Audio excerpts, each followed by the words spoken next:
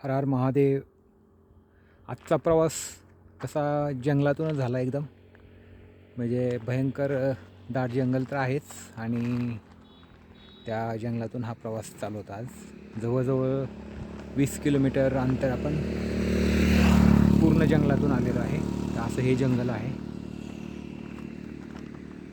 याच्या मागचे घाट पाहिले पण तिथं कमीत कमी वाहनं दिसत होती, पण इथं फार क्वचित मोटरसायकल, एखादी मोठी गाडी अशी दिसते.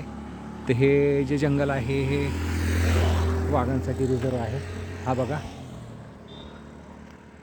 असलेला बॅनर, वीरांगना Durgavati tiger reserve. Tiger reserve क्षेत्र में हॉर्न बजाना प्रतिबंधित है, हे बोर्ड लिखा आहे. तर हे असं आहे जंगल. तर ह्या जंगलातून मी जवळजवळ 20 किलोमीटर तरी आत्ता एकटा आलो. एकटा म्हणजे सायकलवाला एकटाच आहे, बाकी मोटरसायकल वगैरे इथे एखादी आणि 4 व्हीलर आहे. तर असं हे जंगलातून भोलेंचा प्रवास चालू आहे.